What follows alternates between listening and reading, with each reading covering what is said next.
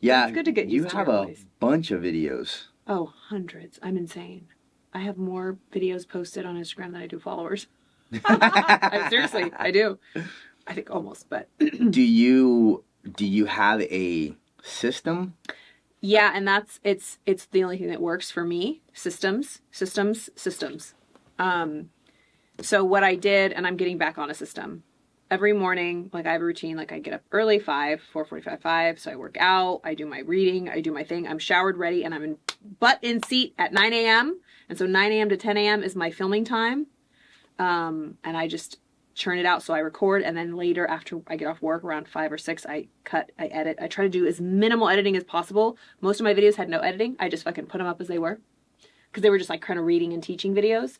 And then I would like splice up like little reels and like cut them up and put like captions or like little things. But the easier the better right now for me, because I don't outsource anything, and I fucking work like 2 full-time jobs, so I ain't got time for that. But yeah, just making sure that I do that. But it's consistency. Yeah. You know. Well, what do you do when you wake up and you don't feel like getting up? You don't feel like maybe last night so you stopped drinking, right? So it's not like you have a hangover. Oh, no. I am focused and disciplined. Focused. I don't fuck around. Focused and disciplined. So you never like wake up and you're like, I don't feel like Oh, it. of course. That's what I feel like most mornings. But it's like my mentor. Are we talking? Yeah. Okay. Well, I mean, I will. It's just kind of, you cut it up. Okay. Yeah, I'll do an intro. Okay? Oh yeah. Okay. Okay. So, yes, there are many mornings that I feel like that. And especially when I go through like a funk or like, just like a little like bout of depression for whatever reason. But there's 2 things that I do. When I wake up, I get up. That's what I repeat to myself. When I wake up, I get up. Karla, this is just what we do. This is just what we do. And so I have a remote for my light, so I don't have to reach over. I turn it on right away, the light on. I jump out of bed, feet on the floor right away. And so I got that from Mel Robbins, the 5-second rule. Oh, wow. 5, 4, 3, 2, 1, the countdown. Like right when my eyes open, 5, 4, 3, 2, 1, I am on my feet. I might be wobbly, but my ass is on my feet, right? And so But what if you wake up at like 3 o'clock in the morning? Like I wake up out of my rest before I'm supposed to get up? Yeah. Oh, I do that all the time because as I shared with you before, I pee a lot, so I have to go to the bathroom a lot in the middle of the night. I just go back to bed. But if I'm like, it's rare that I ever get up and stay up in the middle of the night. Like I have a nice kind of cadence of sleep, and I've never dealt with insomnia. I know some people do, which is tough. But if that were to happen to me, and maybe it's happened once or twice, I'll get up and start working. I'll just get up and start working and then take a nap. I'm a nap queen. I love taking naps, even if they're 10 minutes, 20 minutes. Naps are a real thing, power naps, and they help. I've read all different kinds of things about the power of sleep and naps and how it helps in so many different ways, and then also experienced it in not knowing like little power naps before wrestling meets or before diving meets back in the day to help get focused, and it really does help. Yeah.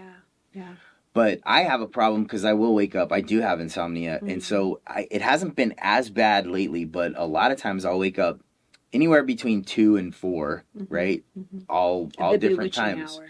Yeah, it's usually 3, right? That's usually about the time, but somewhere in that, and then it's like, okay, and then the wheels start turning, but my body's tired, and my eyes are like so heavy, and so I don't want to like open up, and so I'm just laying there trying to sleep, but I can't, and I try to do different Jedi mind tricks, breathing, all this, but it's like my mind is a rebel, right? And when I wake up, I'm like, oh man. And it's like, yep, you're going to stay up. And I could have not had any sleep at all. And I'm just wide awake. And I will not let myself fall asleep for meditation, that would be a beautiful thing. So 2 things I would suggest, if you're open to it, just try it. Of course. Writing. So you don't have to get out of your bed.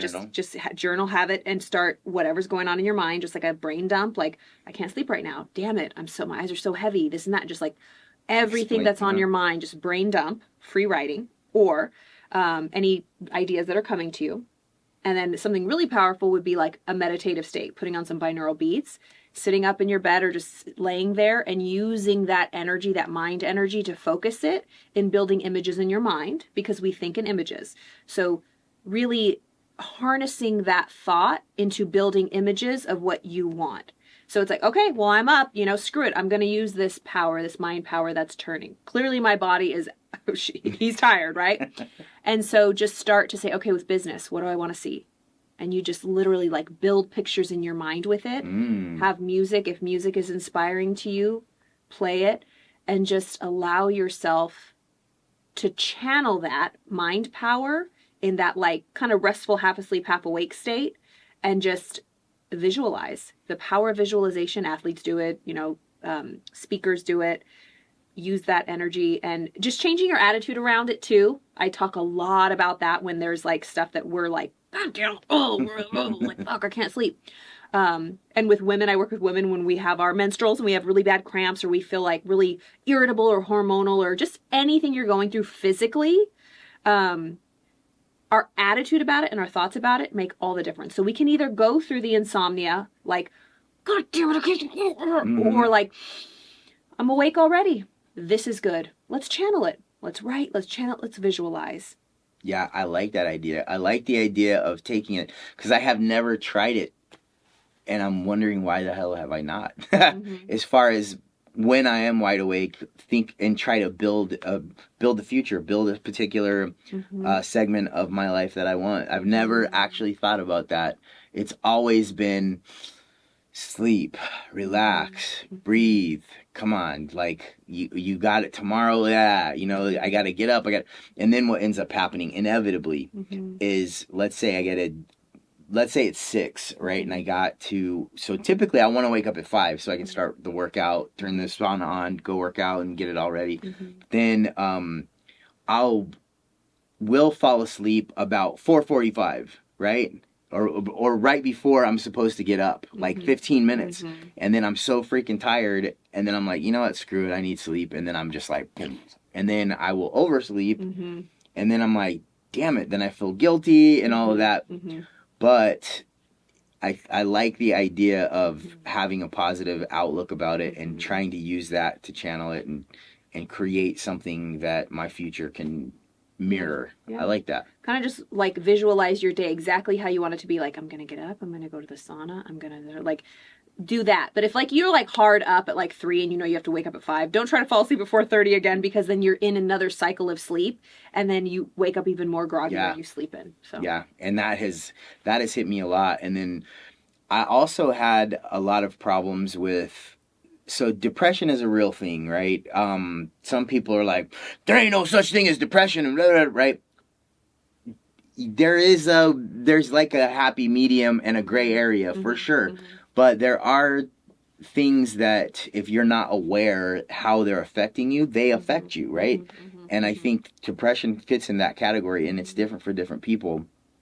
But I would also sometimes have little nightmares, or and there's a really negative feeling. And then I was also in a lot of pain, like my ankles and my knees and my ankles were like just aching, right? And then that would wake me up, and it would just be it would really freaking suck. And and then the other thoughts creep in, as far as how I've lost my little brother, my dad, or my sister, or my buddy, and like all of these different things. And once that kind of comes in and it opens the door, it's like screwed. The door's open, and it's like because and you've talked about the whole emotion thing, right? And so what ends up happening is it's just a thought, but that thought has such a connection to a particular emotion that it's like, and you're in a sleep state, and it's just like, and it's like, all right. And so that, I think, but the whole purpose of trajectory and what we're doing with that is to literally take that and harness it in a direction and to create the trajectory. So what you're saying is like something that I haven't consciously thought of. So that's cool. We can look, energy's flowing to and through us all the time, and that energy is formless. We make the form through our thoughts, okay? And so thoughts and emotions are simultaneous. People argue what comes first, the thought or the emotion. Do I think, God, this is because I'm feeling a certain way, or does the feeling happen first, or does the thought happened first. It happens together, but the thought always happens first. I will double down on that till the day I die. Thoughts are what start its cause. And so we have, and people don't think about this, so this is what I like to describe it. We feel things. Emotions cause feeling, and those are inside. Our emotions make us feel a certain way, and physical feelings make us feel a certain way. So I can feel something because my ankle and my knee hurt, Mm-hmm. and I can feel a certain way because I'm thinking a certain thing. Okay? So we have emotions because of the way we think. That's internal. And then we have physical feelings like, well, Carla, I can't think positive because I got shot in the side. It's like, okay, there are external factors and there are internal factors that cause our feelings. Okay? Makes sense. So the subconscious mind is 95% that runs the whole show. And we might start thinking certain thoughts because our stomach's grumbling and our subconscious mind and our body is telling us that we're hungry, right? Because people say, God, I had this really great kind of conversation with somebody saying, no, emotions come first. What about when I smell pizza and then I think I'm hungry? And I'm like, you just said it. yeah, that's your body responding. It's an innate, unconscious, subconscious, just operating system of our computer. Mm-hmm. And so regardless if it's from the outside or the inside, or just our body, because we're animals at the end of the day, giving us information, we can choose to think anything we want about it. We can choose to think anything we want about it. And so no matter what is happening, whether it be, I used to have bad sciatic pain, and right away, negative thinking. Oh, what is this happening? Damn it. Like, I'm not gonna be able to run. I'm not gonna be able to do this.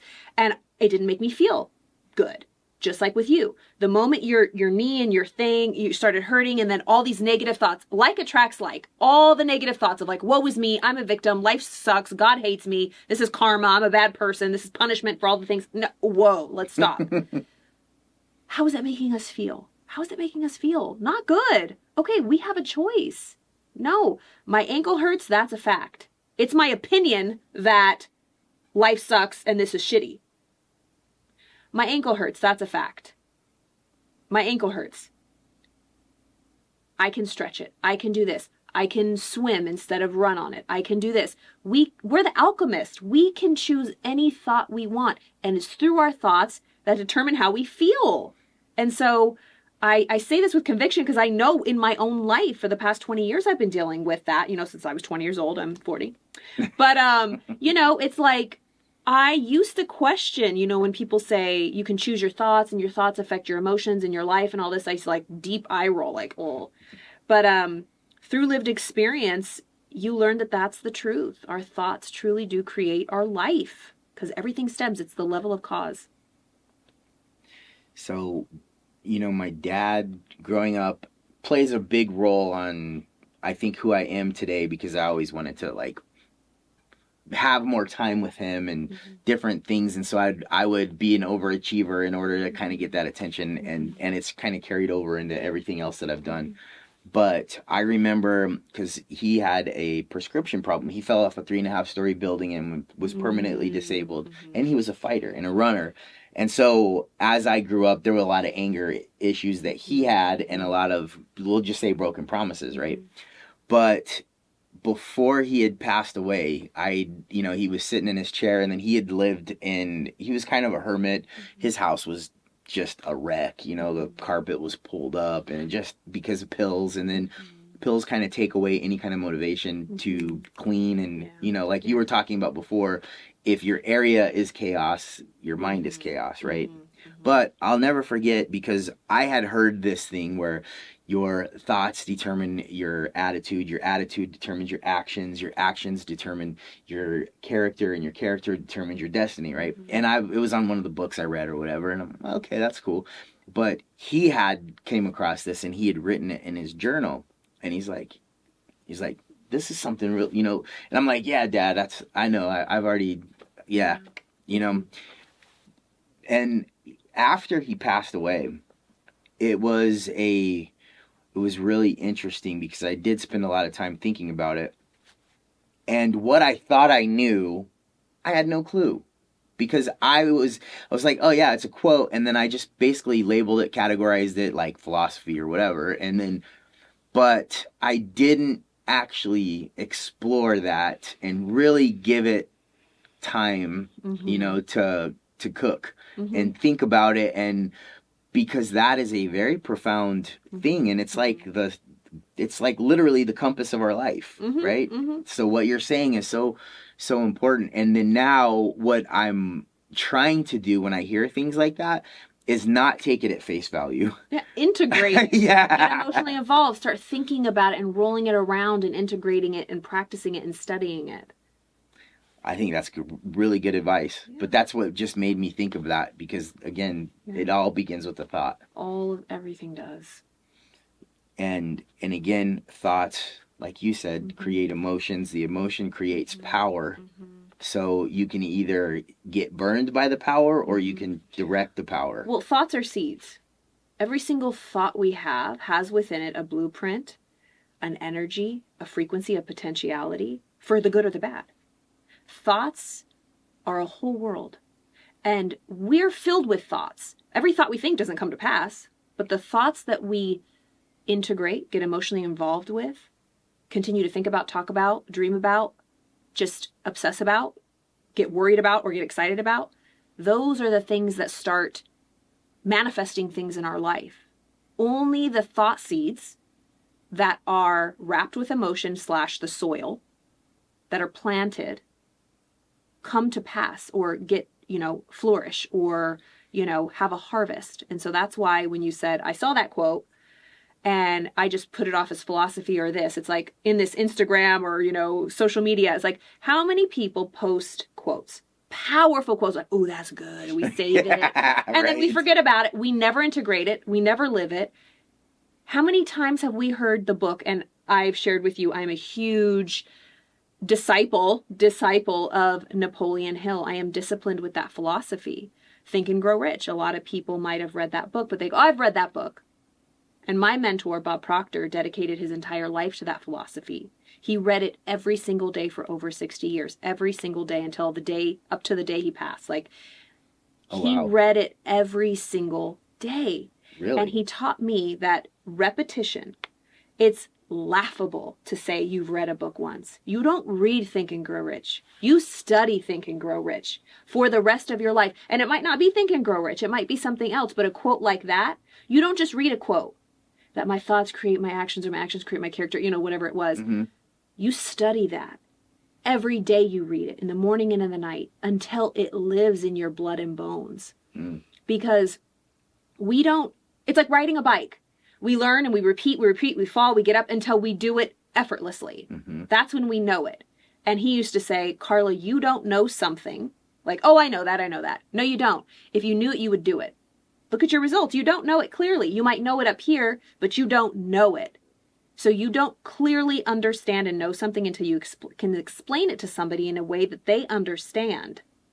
And so I guess that's just, just more exploration of the power of how we have to integrate and study things if we want to see it in our life. Because it's shelf help, we call it. There's self-help. You keep it on the shelf.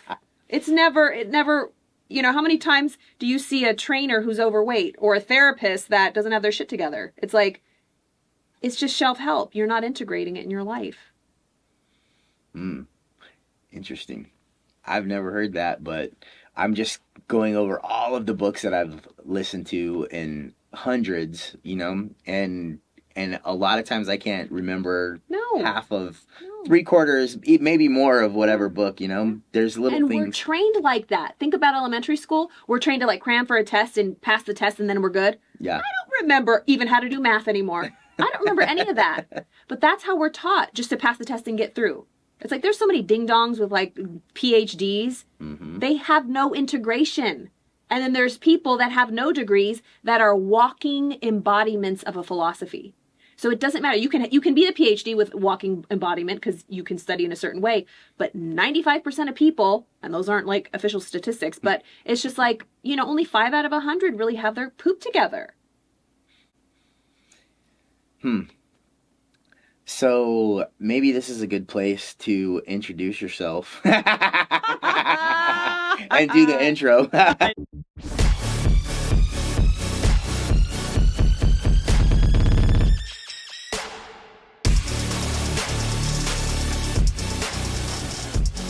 Hello, everybody. My name is Scotty Carlisle, and this is the Move Podcast. Thank you so much for tuning in.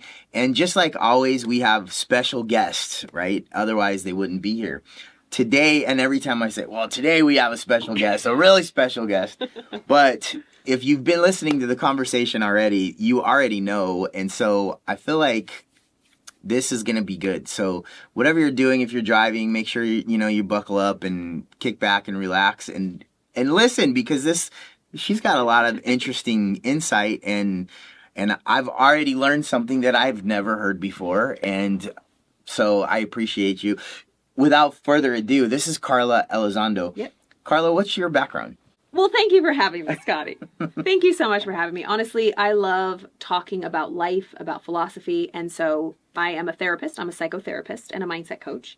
And I have just dedicated my life to understanding the workings of the human brain, how we operate, and how to really get past any struggles. Because life, if we don't understand how our mind works, life is a constant struggle and a battle. It might be good for a while, but if we don't know how our mind works, we're going to have a hard life. So I've dedicated my life to serving and helping people with their mindset, with their mental health, with learning philosophies of achievement that can help them achieve their goals. In any, whether it be, a mom or a dad, or a great, financial advisor, or a teacher or a coach, or an actor or a musician.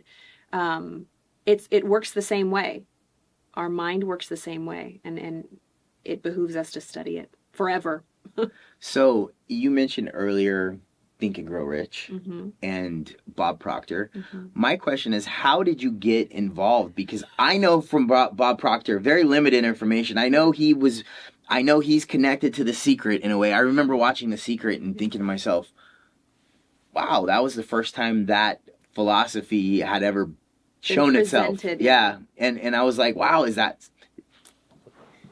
sounds like bullshit, but obviously there's something to it. And the more that I've lived life and the more that I've listened to other books, and there's definitely a lot to that. Yeah. And so, but he's a pretty influential and famous in a lot of people's lives, right? Mm-hmm.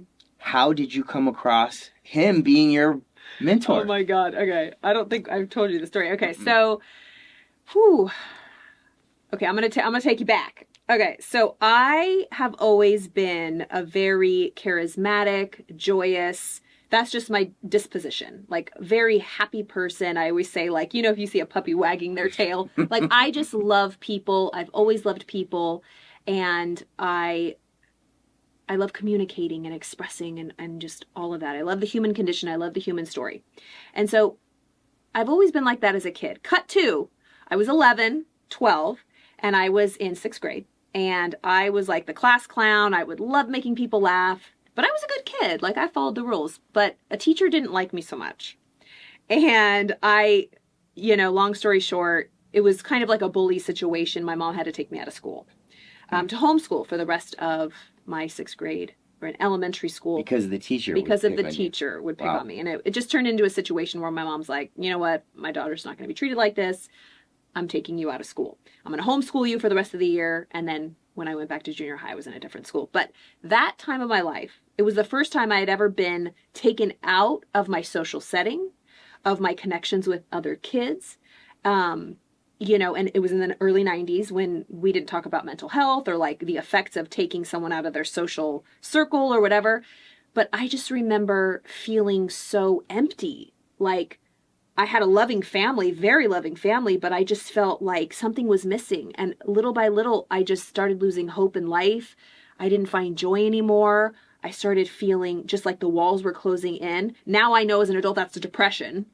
And I just remember starting to I was raised Catholic, so I had a relationship, a prayer life. And so I just remember praying to God, like, what is the meaning of life? I don't feel joy anymore. Like, I mean, these aren't the words because I couldn't articulate it as an 11-year-old, but I just remember the feeling of like, I don't want to miss my life. I feel like I'm missing my life, God. Like, I don't want to miss my potential. I don't want to miss my life. And that's just a feeling. And so I started like searching like anything I heard, like, I remember I had an old Casio radio, in the bathroom. And I just remember like one night I was just like listening to, and now that I think about it, I might have been Abraham Hicks years ago. This was in the 90s. I don't even know if she had a podcast back then, but they were talking about the universe and like God and spirituality and the meaning of life. And 11-year-old Karla listening to this random ass station. And I was like, I want more of that. Like they have answers. Like they were talking about things that I had questions about. So that really started my journey at 12 years old. And then I got thrown back into school, but I was never the same. I just always was searching and reading and listening to like people talk about life and the meaning of life. And that kind of set me on the trajectory of philosophy and spirituality and learning about myself and what's this all about? Why are we here? And so I always had an affinity for entertaining and film and TV, and I love, telling stories and making little movies and such. So I got into the, drama in high school and the video yearbook, and I would do the videos and be on the crew to like film the whole school and edit. I learned how to edit and just tell stories. And so I really loved that.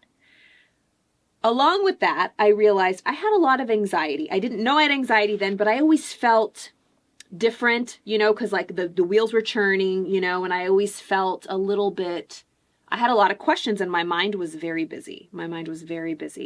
And when I was in high school, I was exposed to alcohol at 14, very young. And I remember the first time I drank, it was like my life would never be the same. And it was, wow, this is peace. All the thoughts stopped. My body relaxed. I felt numb. I was like, wow, this is it. And any addict knows that that's kind of the gate, that's the beginning of the end, so to speak. And so alcohol was introduced at 14 and I used it. There was a couple, years in there that I didn't drink a lot, but like it would be definitely part of my social circle and, having older kids buy you alcohol and all this, but it just made me feel like I could do anything. Like, wow, I was just the queen of the world. Falsely, right? I didn't know that then. So, I say all that to say, got into college, graduated with my undergrad in film and TV, always successful, right? Always going towards my goals, but alcohol was definitely a big part. And I got pulled over for a DUI the week after I graduated from college. Oh, yes. I was at another graduation party and, I got pulled over and guilty as charged.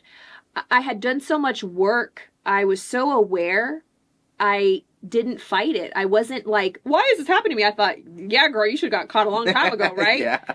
And so it was really a beautiful experience. I was like, I thanked the police officers. I was like, thank you. Like, I deserve this.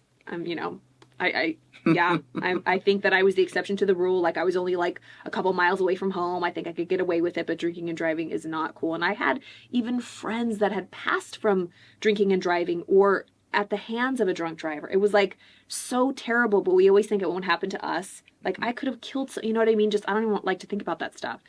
How many times I drank and drove. And so it was just a lot of shame, a lot of guilt, but I was faced with, the consequences of alcohol. So I'm getting to it.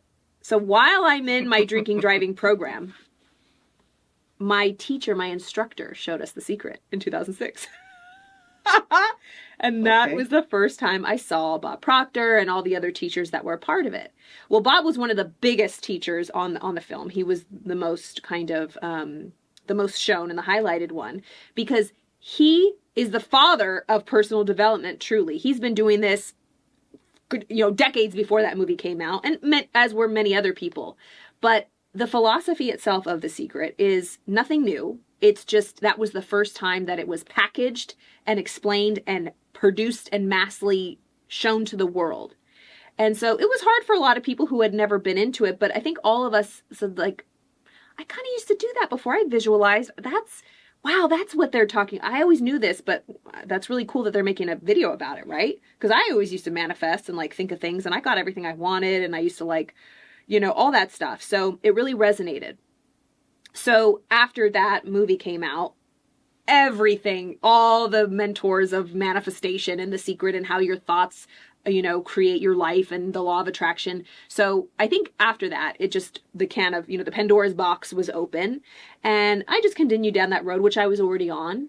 And so, but I didn't stop drinking. I was still drinking. That was my question. I'm like, okay. Yeah, right. No, I just didn't drive.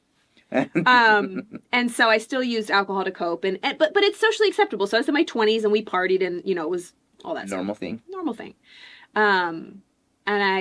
But I did know that it affected me different. Like I would black out. My friends didn't. Maybe a couple people did, but it didn't affect my friends the same as me. And I just, they say it's fun at first, then it's fun with problems, then it's just problems when it comes to alcohol or any addiction. So it got to be fun with problems, and then it was just problems. But I still didn't stop, right? It's just like, I unfortunately, acted unelegantly in some places. It happens. It happens. Was it an everyday thing? No, it was just social, weekend binge drinking, just like in college, stuff like that.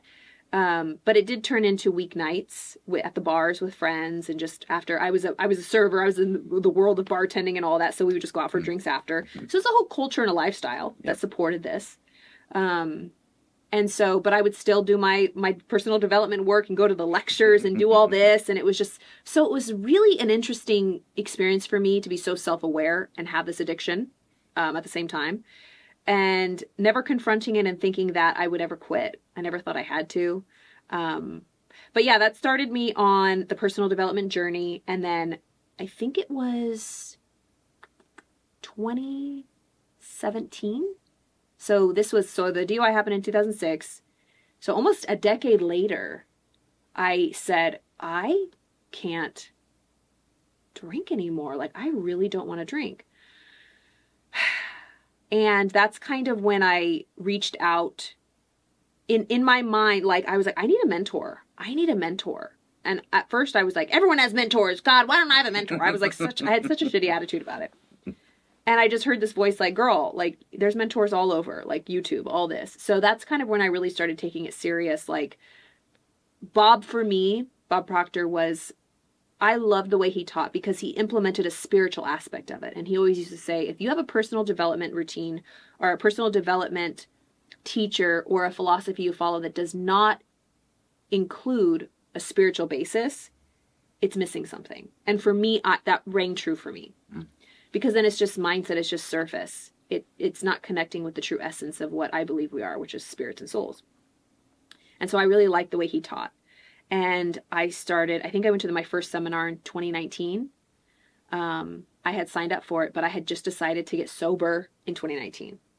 And so it all kind of came together. It's because I had a friend she got sober, and she was that's what happens when we do something. We influence people around us just by our actions. So she inspired me, but it was obviously, I knew, like, I just wasn't waking up for my workouts because I was still running marathons. I was really active. Like, I've ran 3 marathons. Oh, damn. Yeah, okay. I know. So going to spiritual, like, I was doing all these things, but drinking just never stopped.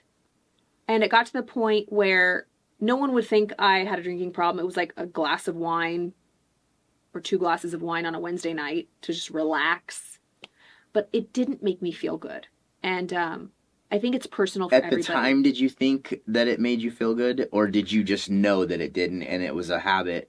Or did you trick yourself and like, I gotta have this to relax? Yeah. I think that it switched when I was in a relationship. One of my really first, my only real long-term relationship at the time. I like settled. And I just remember I drank more because I didn't want to face the truth. So it's a way to numb and avoid. Yep. Got it. And it was when that relationship fell apart that in 2017, that's when I was like, ooh, this is not cute anymore. And I don't feel good anymore about it. And it took a couple years to really still do it. But the awareness really came in around after that relationship ended. Yeah. So now Bob Proctor when did you? Oh, yeah. Yes. So 2017, really following that, then I took my first seminar. I went to my first seminar in LA live in fall of 2019. I would imagine that's a big seminar. Yeah, it was great. It was wonderful. And this the energy is unparalleled if anybody's ever been to like an event in person. It's just like so amazing. And so that was it for me. I was sober at that point for 6 months. And I was committed, and it was my first like big spend because those, they're pricey, and it was for a weekend seminar, and it was an investment. And I used to not like to invest. I used to, of course, invest in all of the every penny you spend is an investment. But what's your ROI? I would invest in Uber rides, alcohol, parties, drinks, food, trips to, Mexico with my friends, but I wasn't spending a dime on my personal development. I would never buy a coach. I'm like, it's not for me. They just want your money, all this kind of stuff. But it's like, girl, what's your ROI on where you're putting your money? Zero. Actually, my return on investment was more weight, feeling like shit, having shame and disappointment in myself. And alcohol is a depressant. And it causes anxiety. It's like, it's like, I might as well just take my money and throw it in a trash can, So that seminar was the first time I invested. And I have invested 6 figures in my personal development and my education. And people think it's crazy. Like, you spent that much, you could get a car. It's like, you don't understand. You don't understand. When you truly understand that money is just a tool, you think of it differently because we're taught and we're raised. It doesn't run out. It doesn't run out. Limited. It's not limited. And everything you spend your money on is an investment. And why the best investment is in your education and your personal development. And I'm obsessed with it now. And I get the best ROI. Yeah. So that was my first seminar. And then I've invested in so many of his programs up until his passing a couple years ago. But now I'm with the Napoleon Hill Institute. That was kind of birthed from all of Napoleon's teachings, which all of Bob's teachings was based on Napoleon Hill. And so now I'm with the Napoleon Hill Institute, and we're just building that to be, the biggest personal development company in the world. We have so much support from the Napoleon Hill Foundation, and we're just attracting the leaders, the best of the best. We have, as our new CEO, the old CEO of Nightingale Conant, which Nightingale Conant was the biggest producer of personal development material. It was all audio. But we're going to be the visual, it's the future, just making really conscious content around personal development. Everybody's making content. Yeah. I mean, that is the future. Actually, that's the present. Yeah. And continuing on in the future, but listen to Gary Vee, right? Everybody knows who he is.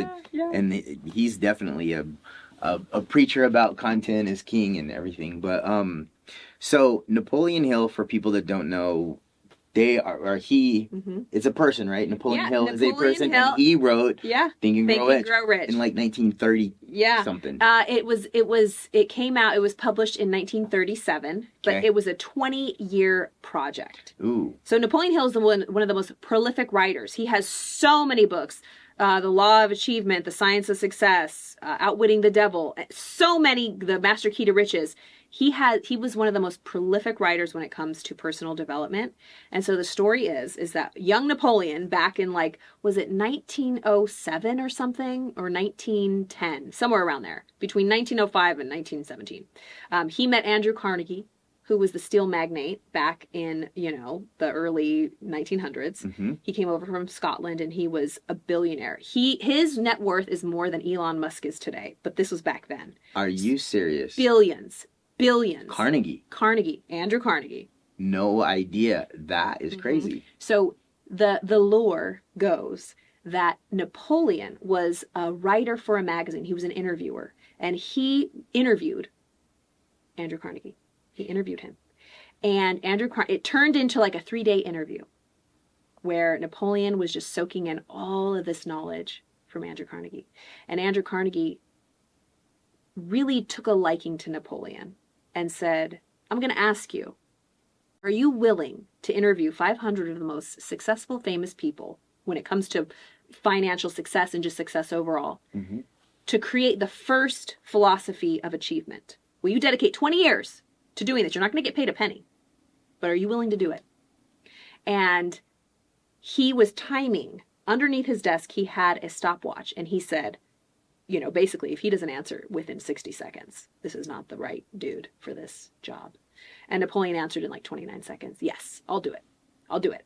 So that goes on to Napoleon Hill interviewing Henry Ford, Thomas Edison, the most famous business people, financial, successful people in the world, presidents, you know, just so many amazing people to create. And he found common traits of all of these successful people, and he created the law of success, which ended up to be Think and Grow Rich. And it's a through line in all of his books. So I've never explained that to anybody, so I hope that made sense. And I might have had some dates wrong and everything, but, you know, that's what it is. He was commissioned to write the first philosophy of success, and it was just for the rest of his life. He dedicated his life to helping people achieve. But his book, Outwitting the Devil, if you guys have not read it, it is so powerful, because after he published Think and Grow Rich in 1937, right away, within 6 months or a year, he realized, like, oh shit, this is the most powerful book, but people aren't going to follow it because they have these voices of doubt. They have this inner devil, so to speak, not like the real devil, but like we all have the angel and the devil, like the classic cartoon. Yeah. Like, we're so surrounded by doubt and worry and fear. And he goes, oh my God, I just wrote this amazing book that can help so many people, but this power is even stronger. This dark force that tries to drag us down, of doubt, of depression, of fear, of worry.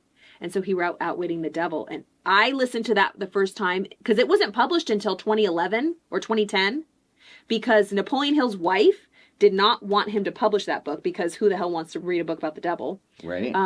And his son, or I don't know who took over, but his wife didn't want to either. Like, I don't want my name on that. You ain't doing that. So it wasn't published. It was written in 1939, but it wasn't published until 2010 or 2011. Damn. Yeah. So I listened to it for the first time in 2020 during the pandemic. And it was so eerily relevant, and it still is today. I encourage you all to listen to Outwitting the Devil or read the book. And it is talking about, like, we would think that he wrote the book last month. It's crazy. Times don't change. Stuff. Yeah. Mm-hmm. It's funny because I have a bazillion books that I've listened to, and I'm always listening to podcasts and who, you know, how they were inspired in what book. And so I get the book and all of that. And I have not gotten that one yet. So Think and Grow Rich or Outwitting the Devil? I think both. I know that I've had to have Think and Grow Rich, because even before I started listening on the audiobook, I had a bunch of other stuff. So I'm sure I have, but I wasn't, again, it was like one of a bunch. And so it wasn't an integration thing. It was just a shelf help. Yeah. Shelf help. But I would say 99%, everybody, when you know, Tony Robbins, Think and Grow Rich is the thing that changed his life. He has, every single person can kind of trace back to Think and Grow Rich. It's amazing. That's crazy. It is. And then what was the catalyst that got you to become a therapist? Oh, yeah. Well, I was always a natural therapist. Everybody came to me for their problems. And I think, like I said, it was just the disposition that I was born with. And we all have different gifts. People just feel comfortable around me. And I think it's just a gift from God, I think. They trust me. I'm likable. I think because I'm open and I truly, genuinely love people. Like, there's a funny saying, like, I hate people. I hate people. I hate people. And I don't. I truly love people. I really do. And who doesn't want to be around that? You know? It could be a double-edged sword, because I'm like, I need to rest. I don't want to be around. Why are you telling me this? That's TMI, right? Yeah. But I think I was given the gift of providing a safe space for people to trust me, to share whatever's going on in their life with me. And I take that gift and that responsibility very seriously. And I genuinely want to help them, listen to them, validate them. And so that's what a therapist does. And so in my personal development is psychology. Personal development is philosophy. Personal development is theology, right? And so those are like my jams of just know thyself and you shall know the universe and all the gods. Really, that inner inquiry, knowing who you are, the study of self, that's my core. And I love to talk about that with other people. And therapy, coaching, dealing with the innards of people is what I'm attracted to. It's what I love. And people are attracted to me for it. So after the blow up in 2017, the breakup, realizing drinking was a problem, getting that in that time between 2017 2019. Well, actually, I made the decision in 2017 to go back to grad school, so I was older. Of like, you know what? I could get paid for this. And I had bartended for 18 years.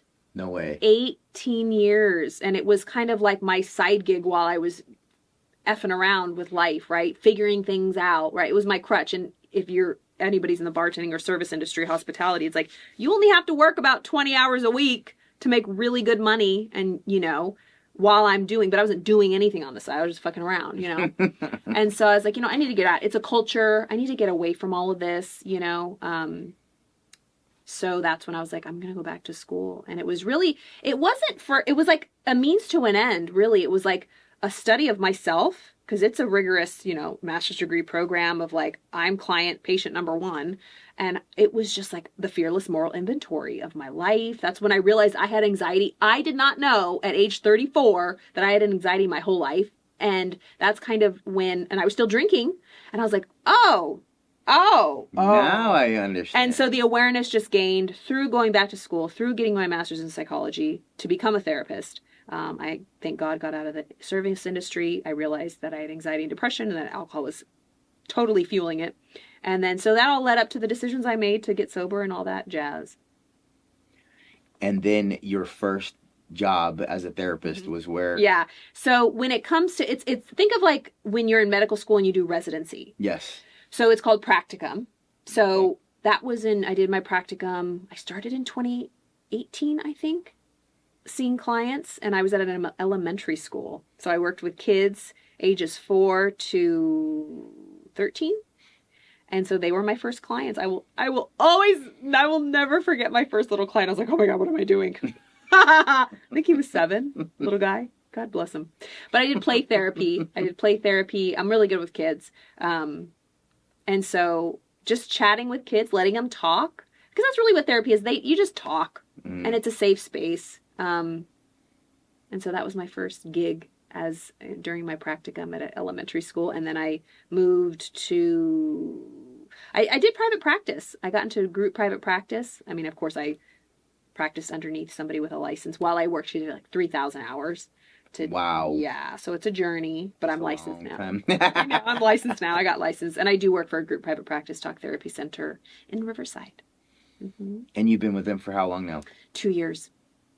So are most of the therapy clients, I imagine there's some kind of insurance component, but is there a block of time that they typically have, or is it an ongoing thing, or how does that work? I mean, how does somebody get into therapy? I have not ever done therapy. I've done therapy in different ways, like my own, and I'm sure I've needed it or need it, but... Yeah, so traditional therapy, psychotherapy, is, focused on our mind, on our psychology, and the way we think, and just the results in our life.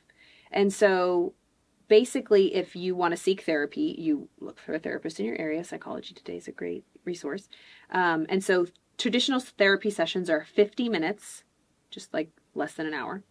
And you find a therapist that you like. And usually you go weekly for once a week for an hour, from anywhere to 3 to 6 months. Some people are in it for years, but you just talk about whatever's going on, whatever you're struggling with, implementing new habits, new thought systems, and processing things that have happened in the past, trauma that's happened in the past, just things in life that you can't quite get straight. So I say it's like untangling the Christmas lights. It's like when you are struggling with something mentally, it's a safe space to explore it. That's what it is. Therapy is like an exploration is what it is.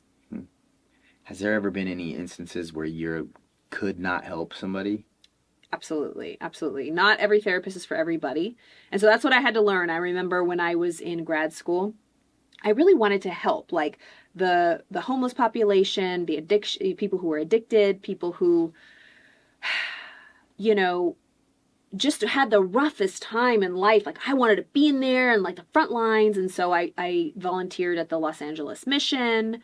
I volunteered at like sobriety living homes and like, you know, that culture. But I was not given that grace. It was so much for me. It was so heavy. I didn't understand. I was like, I would be eaten alive. I didn't have the capacity for that. And I remember telling one of my professors, I was like, I'm at the mission and I don't, this is like really tough. She's like, honey, it's not for you. Like, what population do you like working with? I was like, I like working with kids. She goes, go do it. I hate working with kids. Like, we're all given certain grace. We're all given certain people that we like to, or even diagnoses. For example, there's like, you know, serious mental illness, schizophrenia, or, you know, just different things that have different energies to it. Because again, mindset, our mind is pure energy and it's all patterns. So mental illness is just a certain pattern. It's like what we label a certain pattern of behavior, and it has a certain energy and frequency. So when I sit with someone, and so for example, if they have borderline personality, I can feel it right away. And I'm someone who doesn't really work with that kind of clientele. One of my colleagues, that's all she has, is people that experience borderline, well, the pattern of borderline personality. And again, mental illness is not the problem. It's a symptom. That's what we label the symptoms that are coming from the deeper issue. So even alcoholism, or we call it alcohol abuse disorder. Alcohol abuse disorder. It's not like you're an alcoholic, right? Alcoholic is a self, you know, you self-labeled. Yeah, self-labeled. But what was I saying?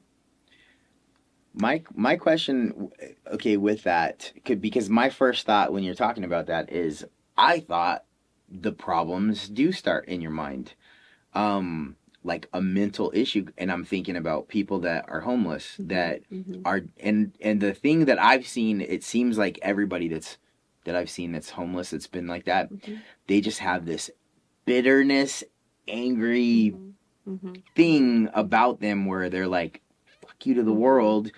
And I feel like, but there are some, you know, when they're talking to themselves and you look at somebody and you're like, obviously they're not in a proper, like, they're not on the same level, you know, wavelength as I am. And then you add prescription or just drugs, any kind of substance. Drugs. And it's like, talk about Christmas lights. It's like some were smashed, but when you say a deeper issue, that the mental problem is a symptom of a deeper issue, what can be deeper than a mental problem? Spiritual crisis. I mean, honestly, like, and I was going to say, to finish the thought I just remembered, alcoholism is not the problem. Drinking is not the problem. Addicts, that's not their problem. It's a symptom of the problem, the deeper problem, which goes into what you're saying. Mental issues, I truly believe, stem from a soul, a deep, because the word psychology means soul and spirit, the study of the soul and spirit. Psyche means the soul, the spirit. That's interesting, because I never drew that conclusion before. Well, when I'm thinking psyche, I'm thinking mind. No, you're thinking brain. Right, brain. The mind is not the brain. Right. Yes, and so... Explain that. What do you mean the mind's not the brain? Okay. We think in images. Every thought is an image. Okay, it happens so fast, just like on a film strip that goes, and it's like the different frames. We think in images, and it seems like life is just one constant stream of reality. Okay, I'm not going to get too deep in that. Every thought we think produces an image in our mind, whether we're aware of it or not. So if I were to say, Scotty, think about your refrigerator, you would see it. Think about your car, you would see it. Your mind goes there. We think in images. Okay, so when I say think of your mind, what image do you get? A brain. Yeah, I see a brain. A brain, or like maybe if you study this stuff, it might be some amalgamation of some brain like something, and you think of your mind as in your head, in your skull. Okay, your brain is in your skull. Your brain is a piece of physical anatomy you can see on scans, MRIs, X-rays. We can hold a brain in our hand from a cadaver. A brain is a piece of matter. A brain is it's a body part. Our brain is it's the most important piece of our body part because it runs our body. Our brain is our body. People can have absolutely no limbs. They can be a torso, and if they have a brain, your brain is your body. I want you to, for now on, think your brain is your body. Yes. Your brain is your body. It's the piece of matter.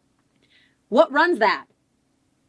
What's the energetic force that animates your brain/body? The mind. The mind is an unseen force. It's electric. It is in every cell of your body, and it's everywhere. Now, what's the difference between a mind and a soul? I don't know. Okay. I don't know. I don't know. I think that the mind it encompasses that. I mean, I believe we're the awareness, perhaps, you know. I'm open to that, right? It's like I haven't made any conclusions. I'm always changing. And that's why I never come to conclusions. Sadhguru, I saw your thing on it. I love him. You know, don't come to conclusions. When we say we know something, we're cutting ourselves off. It's the most ignorant thing we can say, I know. Or like, yeah, this is how it is. It's like, I don't fucking know. I'm going to be a new person tomorrow. Maybe I'll change my mind. One of my mentors says, don't quote me. I can change my mind tomorrow. And I can. That. It's like, go ahead. Have you listened to Krishnamurti? You know yes, I love him. I've listened to many hours of that guy. Yeah, I gotta take it minute by minute because he's like, I'm like, okay. He's out there. He's But if you follow that thread, it's so good. Mm-hmm. So, and on the mind. I am the speaker. I am, he's not. I'm Christian. I am the speaker that is sitting in front of you, and he has great descriptions of the mind, just how I'm saying it now. I've gotten some of my stuff from him too when it comes to the mind. So, the brain. So let's think of the world, it's duality. Mm-hmm. There's the seen and the unseen, energy and matter. Yes. Okay? This is the matter of me. You can see it with your physical eyes. Yes. You can't see my energy, but you can feel it. Yes. Right? Mm-hmm. So when we have friends, like think of, do you have siblings? There was 7 of us. Okay. Yeah. Yes. So you can feel, if you think about one of your siblings, even, I know your story, you have some siblings that have passed. Mm-hmm. Even though their physical bodies aren't here, you still can feel them if you think of them. That's the only reality. That's the essence of a human being, not their body. Yeah, that's deep. That's deep. Obviously for obvious reasons as well, but and then again, where does that end? Where does it begin and where does it end? Well, those are some big questions. I mean, I got lots of big questions, We don't know. Right.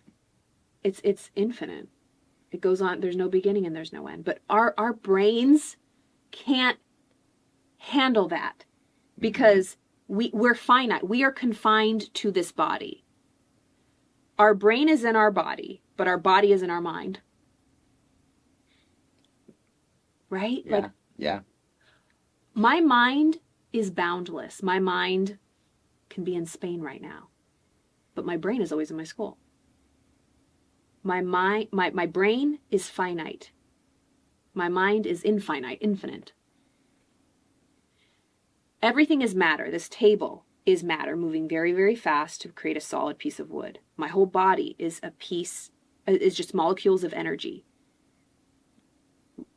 moving very fast that creates a solid hand. Like if you put it under a microscope, it's like moving molecules, atoms, energy. Where everything is energy. Everything is energy. But not everything is matter. Right? So the form that things take in this physical universe is just the way the energy has been formed. And that's what you are. That's what your siblings are. Your sister was. But now that we can't see the form, the energy never goes away, but we have a hard time conceptualizing, well, what is it? I can't see it. So this is something that my mom and I have countless hours of discussions because with both, they were the babies of the family, right? So the siblings that, and Tori and Serena were the babies. They were partners in crime, and they were just there's obviously so much with that story that I have it personally because I am connected, right? But one of the problems that I have identified with when you lose somebody is the way that you talk to yourself about their memory. Because if you say I lost somebody, you are creating a emotional charge, and then what, and that creates a finite circumstance and an ending, and it represents loss. Well, none of us like loss. And so it connects to our emotions, and then again there's that whole, like what you were talking about, your thoughts and your emotions and how they're connected. And so the more you think a negative thought, the more you charge your emotion, which comes back to supercharge your thought, which makes it a more negative and more extreme thought, which creates a more a brighter charge, which, and it's like this feedback loop that continues to get worse. When we're in fear and pain, when we lose someone, when someone passes, that's one of the most ultimate pains in the human experience. Yeah, for sure. But we only suffer because we're ignorant. We don't understand what's really going on. That's the only reason. All this pain in this world is from sheer ignorance. When Bob passed, it was a big blow to all of us. And I remember, grieving and feeling that. And I just remember his voice, like, Karla, there's something you just don't understand. That's why you're in pain. Like, you don't understand where I went. You don't understand life. You don't understand death. You don't understand this human experience. Just continue to study. Just continue to study. And the more understanding and awareness and knowledge you get, the less you will suffer, the less pain, the less anger. It doesn't mean everything's going to be okay and that I'm not human and that I won't grieve and hurt and miss my mentor or my family that has passed.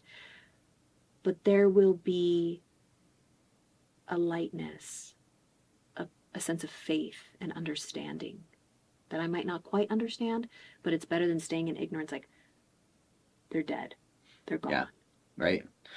Again, that's where it came around for me, because it's like loss, finite, and then again it's circling in one area. But when you open your mind and you connect into the infinite, then it does open that up. So the emotions, then you're able to discern the emotion as it is, and you cut off that feedback loop, and you can identify and acknowledge it, and then put it in context to you as a human being and the human condition. And then you see that we have to have these experiences because it is what makes the experience a whole experience. Because if you only had the ups, you're very limited in how you understand life. And it is through those valleys, right, where the growth happens. And so when you have a loss, like, again, it's something that I constantly carry with me. And I get triggered in different circumstances, right? But so I'm always carrying it. I'm always thinking about it and how I choose to engage with that emotion. Perceive it. Yes. Perception creates reality. So the way you perceive the loss of your loved ones will create your whole life around it. And so when we don't really have problems, we have perception problems. It's the way we perceive it. And it's easy to say, but it's like, it's real work to do. Yes. And I always tell myself and I tell my clients, like, I'm willing to see this differently. When I'm having a hard time, I don't know how. And I believe in God. God, I don't know how to get through this, but I'm willing. Willingness is everything. I'm willing to see this differently. Show me a different way to look at this. I'm willing to see this differently. I'm willing to see, and you will. You really will.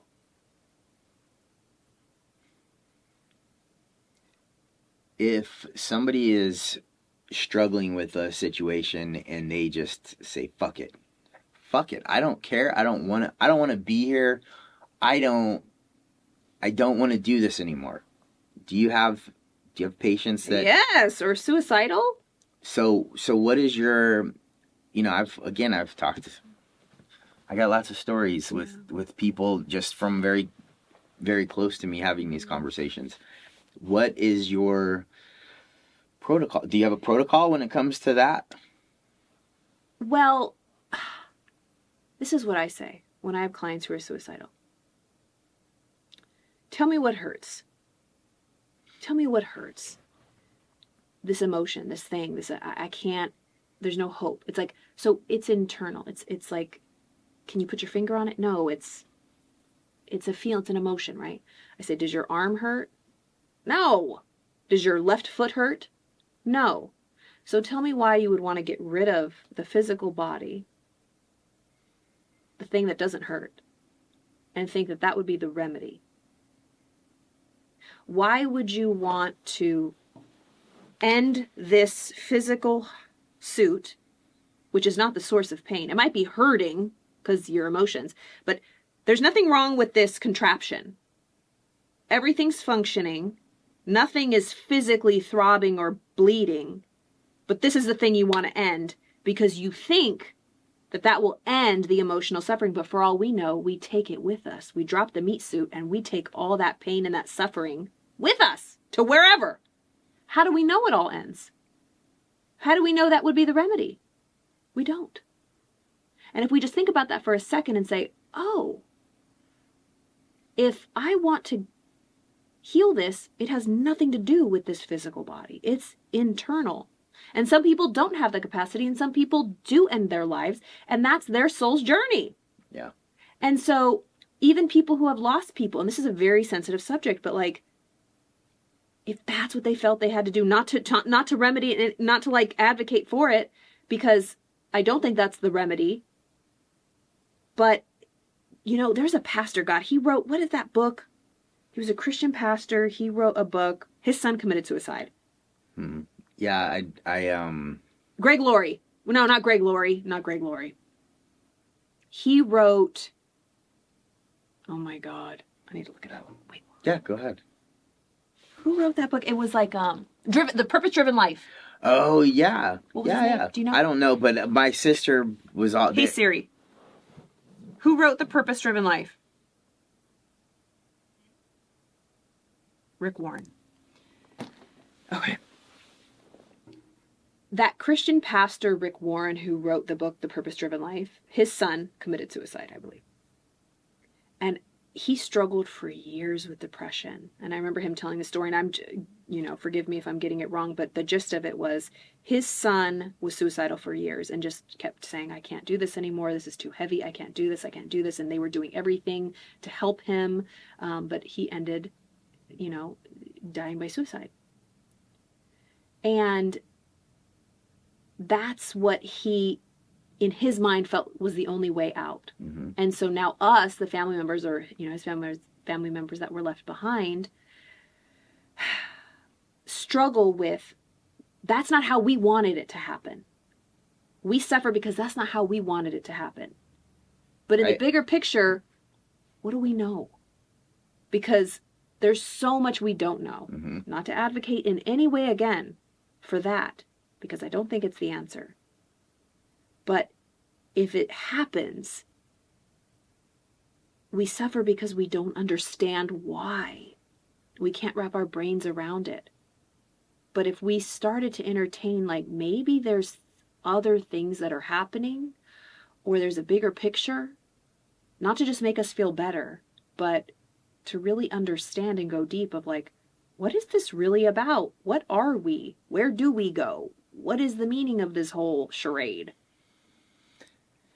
So I had, I was COO of this experiential marketing company, and my operations warehouse manager, he was there for I was working with him for 3 or 4 years, and he had a sick wife, and he was living with his daughter.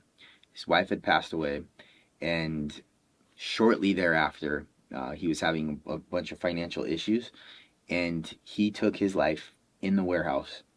And I got the phone call. Um, and now this guy's my brother, and he's like, he was very upset. Scotty, Bill killed himself, and I was like, no. And it had just happened at the warehouse, and he came into the warehouse to do it. It was at first thing in the morning, and he shot himself in the heart.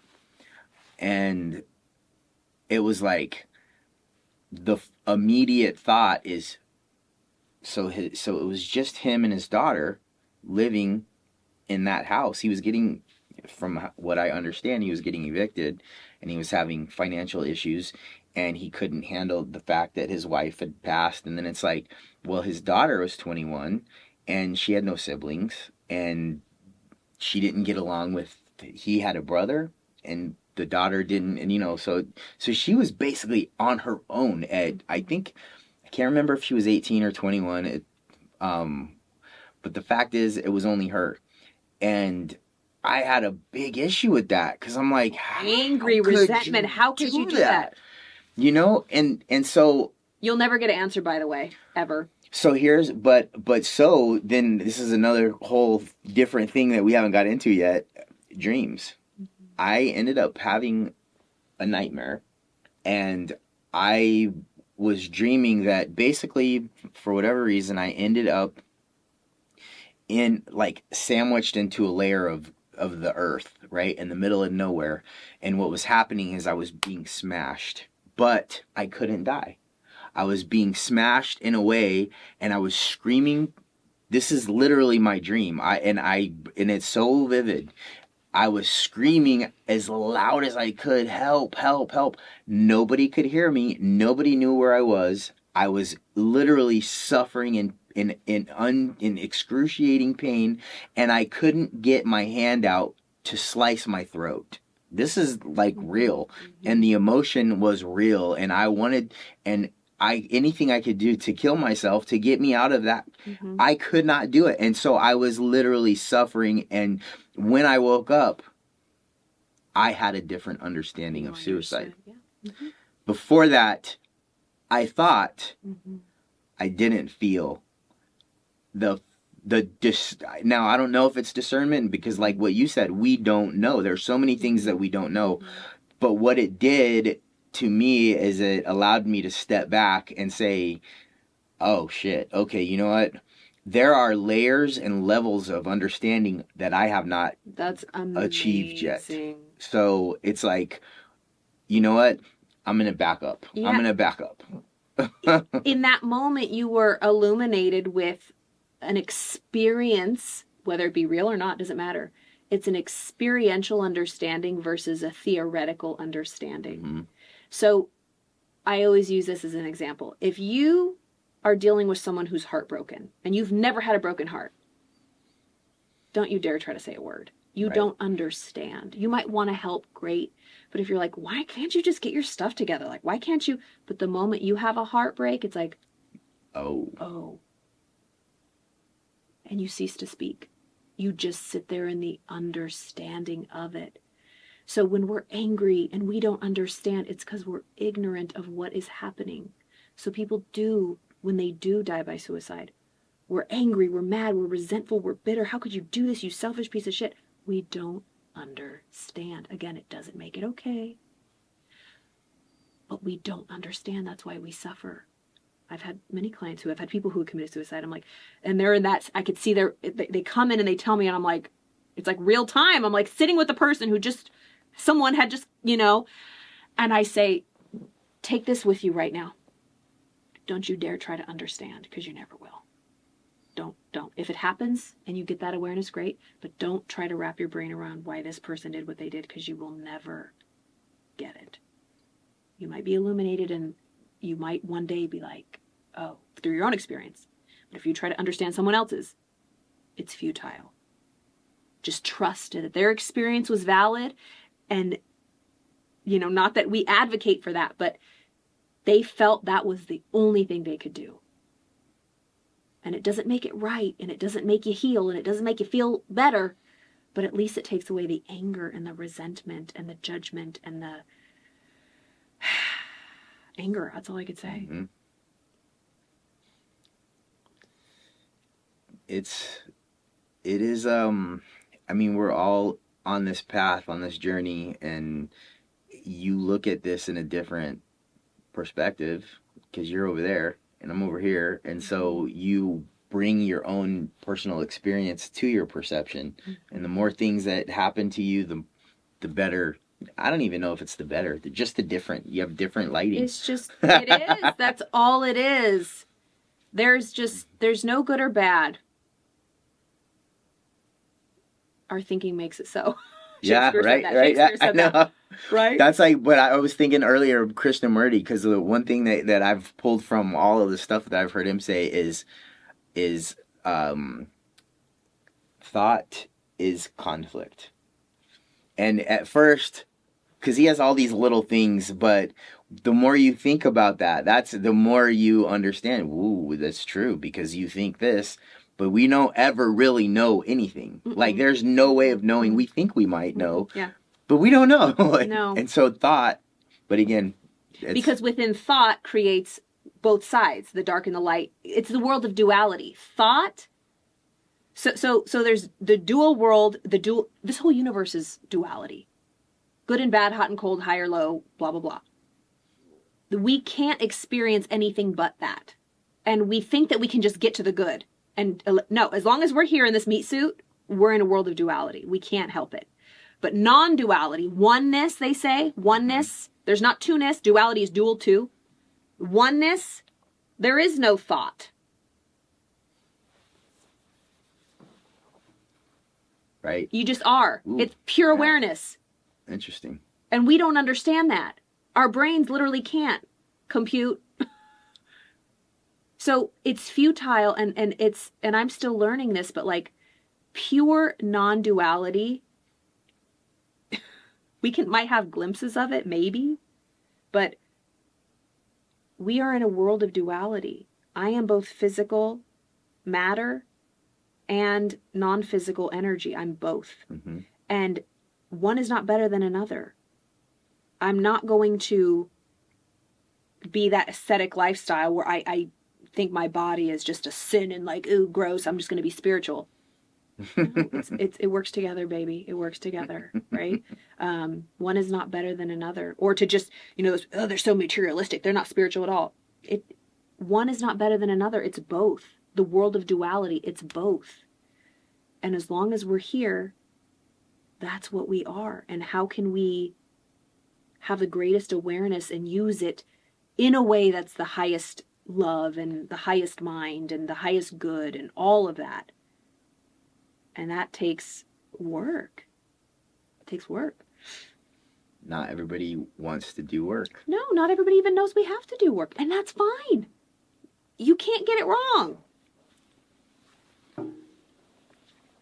It's going to happen at some point where where you will figure it out. Maybe in this lifetime or the next. Right. Right. Right. Yeah, we could go in so many different directions. So I feel like we've gone over some good stuff. Mm-hmm. But my thing is, I wanted to get you on here because obviously you've helped with the trajectory. Okay, let's talk about one more thing. Synchronicity. Mm-hmm. You hearing, watching, being a part of with, that whole, the secret, mm-hmm. law of attraction. You found the trajectory, mm-hmm. right? Out of, I don't even know how you did, but it's interesting because there are a lot of things keep happening. And my thought is that if you do the right thing for the right reasons, that the right people end up showing up and mm-hmm. the right things happen. Mm-hmm. Mm-hmm. I label that as synchronicity. Mm-hmm. What do you think is the basis? I mean, I just want you to elaborate on it a little bit, I guess. I don't know if that's a good question or not. Yeah. But. So, again, I'm always growing in my awareness and understanding of what synchronicity is. But as I sit here today, I would say I speak in metaphor. In sync. Synchronicity is when, like, you're going on the same path as someone else. right? It's like merging on a freeway. And then if you merge on another freeway, now you're in sync with other cars. And it's like, so in life, like what level or what freeway, what life path, because it's infinite, whatever life path we're on, we run into certain people. It could be good or bad. So I was in sync with a lot of toxic people in certain times of my life, but I'm in sync with better people now. And, you know, as I'm thinking like, you know, that's so synchronistic. It could be good or bad. A lot of people just talk about the good. Mm-hmm. And so Good point. it's like when I was drinking and in my addiction, so many synchronicities happened that furthered my addiction. Drinks just, people bought me drinks. I'm like, oh my God, it was in flow with a negative, destructive path.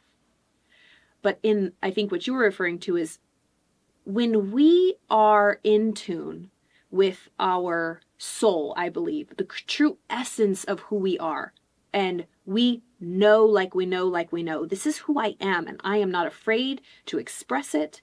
I'm not afraid to share it. I don't care. I'm not afraid of what other people think of it. I am going to live and ask for what I want and do what I want and take action and dress the way I want, being authentic. I am going to do what I want. When we are in that mode, authenticity, when those synchronicities happen, meaning then we start attracting certain people who are also at that same level of authenticity, then we start riding with those people. So I think that I found you in Trajectory because I'm at a certain point in my life where I'm ready to surround myself with people who are disciplined, with people who have a good heart, with people, I mean, I can just go on and on. But that night I was having frozen yogurt and I was like, screw this crap. I want to meet like-minded people in person. And so I said, personal development events near me. You were the first thing that popped up. That to me is synchronicity in a constructive way of the new path I'm on. And so we're going to ride together, maybe into the sunset forever. Maybe you'll go, and it could be the same good, but it might be on this path and you on this path.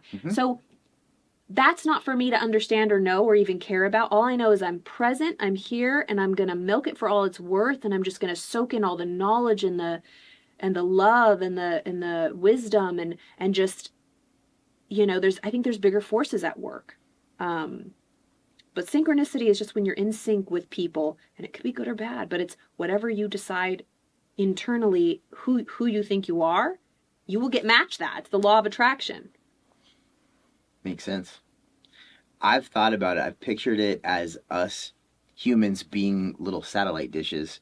And we are. Yeah, and the things that we do, it's basically whatever you feed your mind with or you feed your activities with the things that you do, you're basically just turning your satellite and it's receiving whatever that is that it's pointing at. So if you do personal development things and you try to help, you know, you're on this particular wavelength, they're pointing in that direction. Yeah.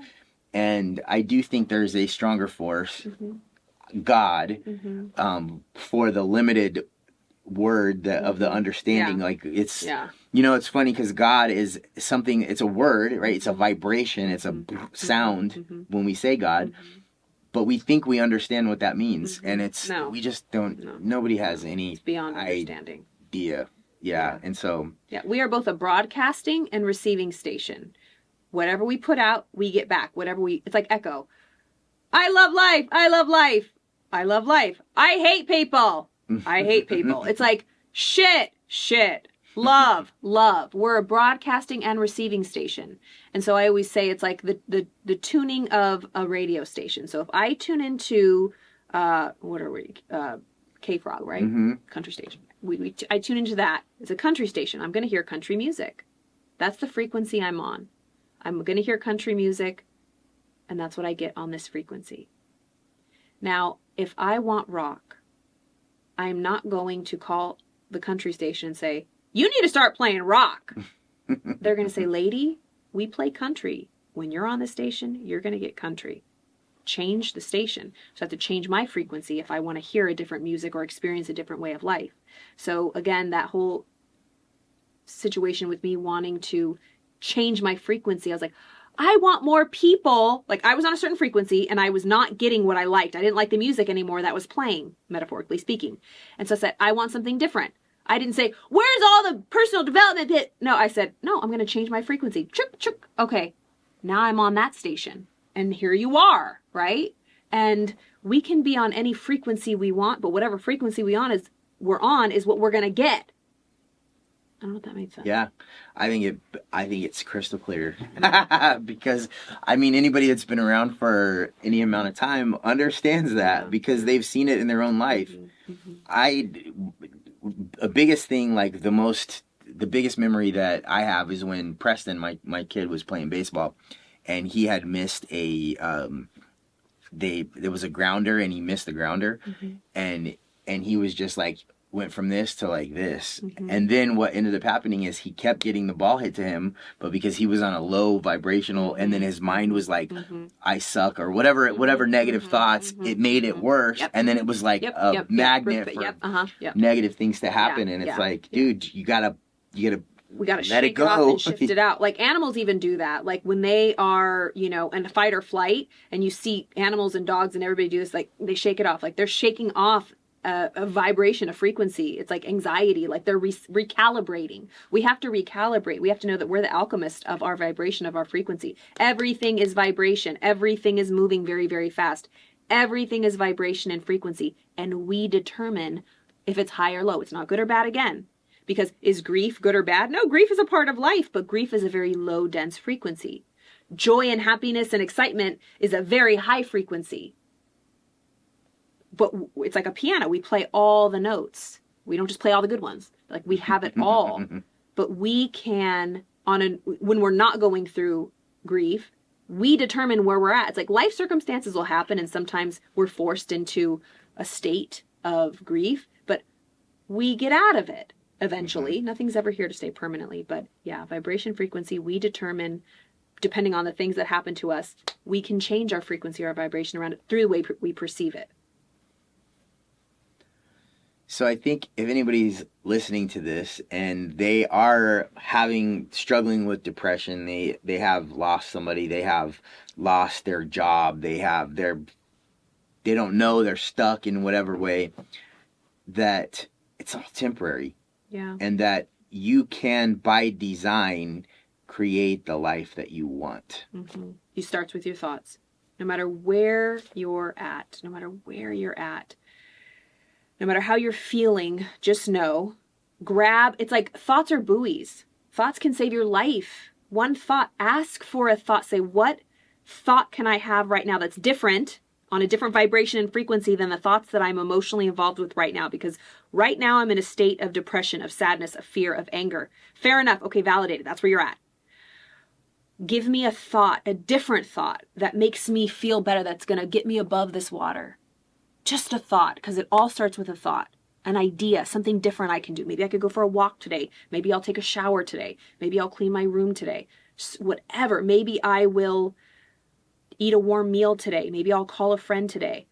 It all starts with a thought. So if you're in a dark space, start with, I'm open to a new thought. Just one new thought today. I'm open to one new thought today. And just see where that takes you. Basic.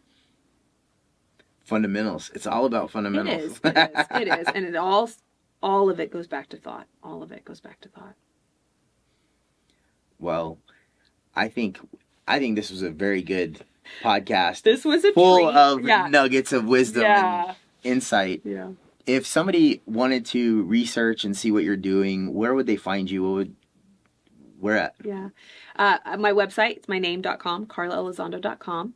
I'm on Instagram, TikTok, YouTube, Facebook, all under my name.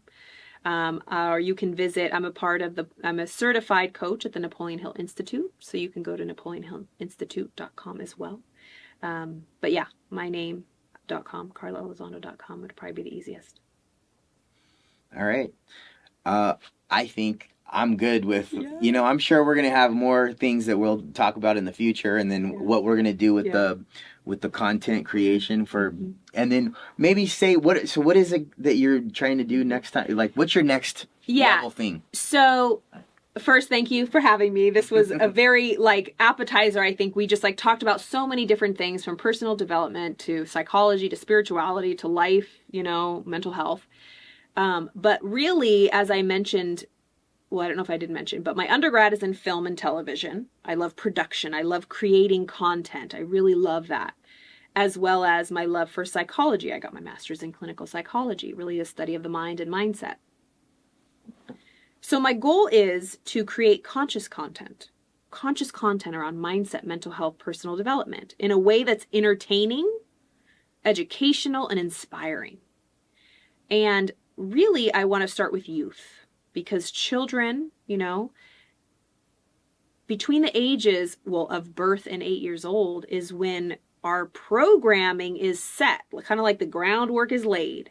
And not a lot of people are conscious of the groundwork we're laying within the mindsets of our children.